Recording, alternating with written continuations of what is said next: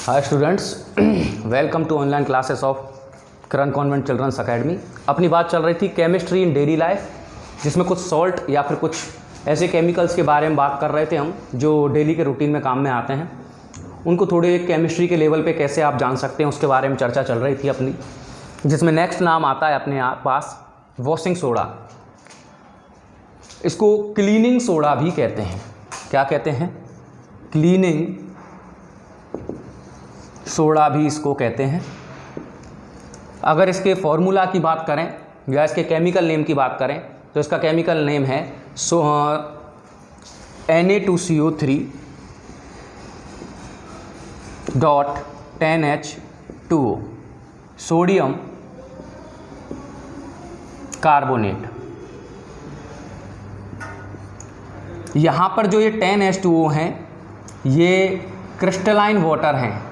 क्या है? Crystalline water, जो कि वॉशिंग सोडा के अंदर पाया जाता है। इसको बनाने का एक मेथड है जिसको कहते हैं सॉल्वेस मेथड।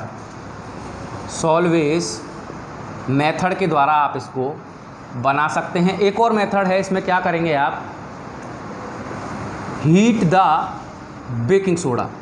बेकिंग सोडा को आप हीट करेंगे तो आपको ये वॉशिंग सोडा प्राप्त हो जाएगा। कैसे? 2NaHCO3, ये बेकिंग सोडा का फॉर्मूला है। इसको आप हीट दें। क्या दें? इसको हीट दें आप, और हीट देंगे तो ये Na2CO3 प्लस 10H2O में टूट जाएगा। फिर आप इस Na2CO3 को इसका क्रिस्टलाइजेशन करें। क्रिस्टलाइजेशन करेंगे तो ये हो जाएगा Na2CO3.10H2O। इस तरीके से आप, ये है आपका वॉशिंग सोडा। तो इस तरीके से आप वॉशिंग सोडा प्रिपेयर कर सकते हैं। अब अगर इसकी हम प्रॉपर्टीज़ की बात करें तो काफ़ी प्रॉपर्टीज़ हैं इनकी। ये एक वाइट अगर हम इसकी प्रॉपर्टीज़ की बात करें तो वाइट क्रिस्टलाइन सब्सटेंस है। क्या है? वाइट क्रिस्टलाइन सब्सटेंस है ये।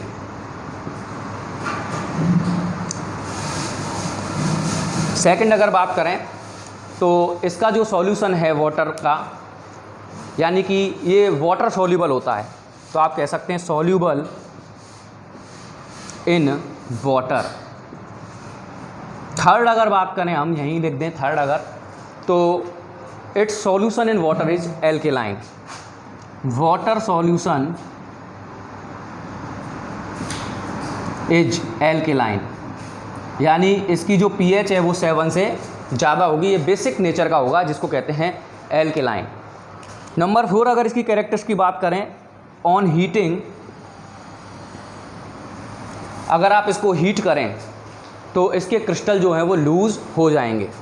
इट लूज़ इट्स क्रिस्टल, यानी कि अगर आप इसको हीट करेंगे तो इसके जो क्रिस्टलाइन जो वाटर है वो लूज़ कर देगा, ये ख़त्म हो जाएंगे और ये सोडा एस में कन्वर्ट हो जाएगा। कैसे?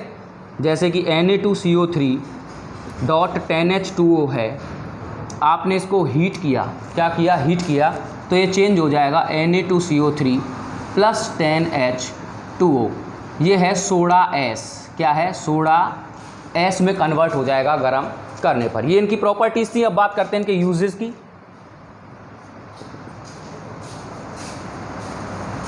तो यूजेस की अगर बात करें तो क्लीनिंग और वॉशिंग पहला इनका यूज़ है।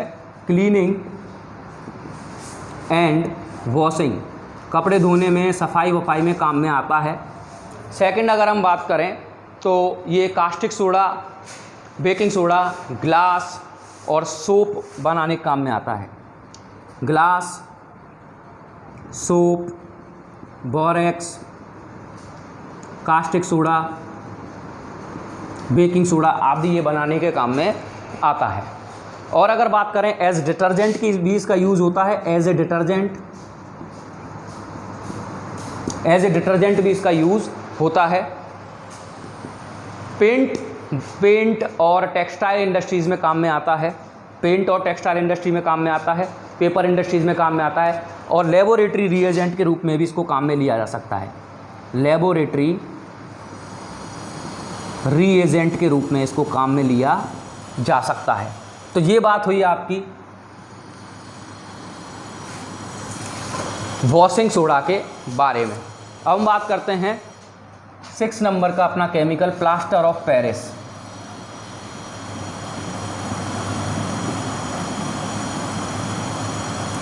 देखिए, सबसे पहले ये फ्रांस की जो कैपिटल है पेरिस, वहाँ पे इसको बनाया गया, इसीलिए इसको प्लास्टर ऑफ पेरिस कहा जाता है। केमिकल नेम की बात करें तो इसका केमिकल नेम है हेमीहाइड्रेट कैल्शियम सल्फेट।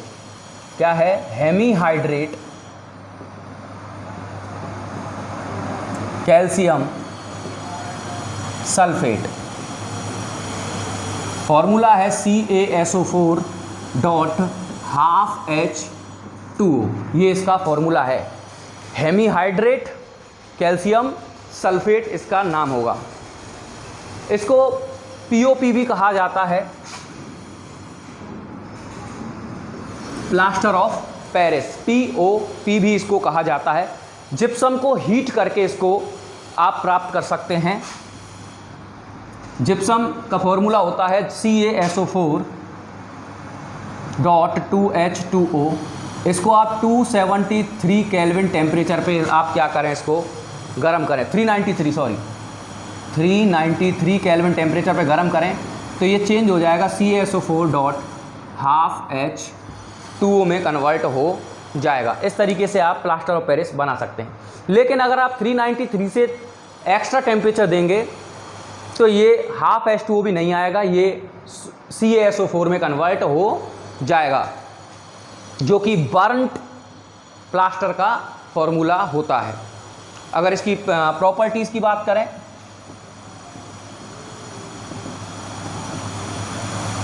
तो प्रॉपर्टीज़ की कई सारी हैं। While sleek solid substance.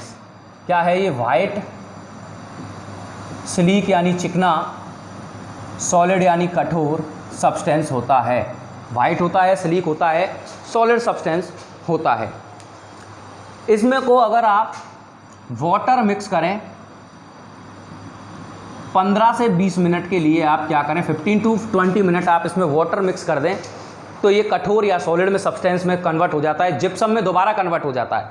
जैसे CaSO4.12H2O जो है आपका, CaSO4.12H2O, इसको आप 3H2O से, तो ये 2CaSO4.2H2O में कन्वर्ट हो जाएगा।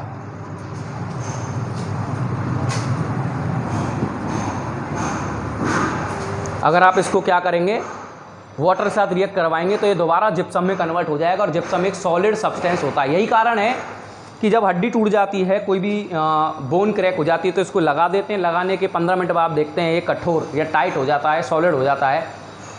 ये इसी वजह से होता है, क्योंकि जैसे इसमें पानी ऐड करते हैं आप तो ये दोबारा जिप्सम में कन्वर्ट हो जाता है। जिप्सम एक सॉलिड सब्सटेंस होता है। यूजेस की बात करें तो फर्स्ट और इम्पोर्टेंट और मेन जो यूज़ है इसका वो है मेकिंग प्लास्टर या फिर repairing of the cracking bone. Repairing of cracked bone. हड्डी टूट जाती है तो प्लास्टर चढ़ाने के काम में आता है ये प्लास्टर ऑफ पेरिस। बाकी बिल्डिंग बनाने के काम में आता है, मेकिंग बिल्डिंग। रूफ, छत बनाने के काम में आता है, स्टैच्यू बनाने के काम में आता है, और घरों में कई तरीके के सजावटी जो सामान हैं, डेकोरेटिव जो मटेरियल हैं, उनको बनाने के काम में आता है। डेंटल मेडिकल में भी, यानी मेडिकल में भी काम में आता है। किसमें? डेंटल मेडिकल में। अगर दांतों में कैविटी हो जाए तो इसको उसमें फिल कर दिया जाता है कैविटी को ख़त्म करने के लिए। डेकोरेटिव मटेरियल बनाने के काम में आता है।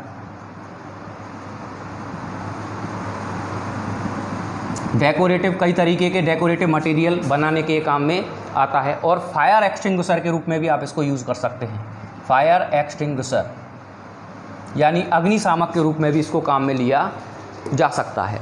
तो ये बात हुई आपकी वॉशिंग सोडा और प्लास्टर ऑफ पेरिस के बारे में।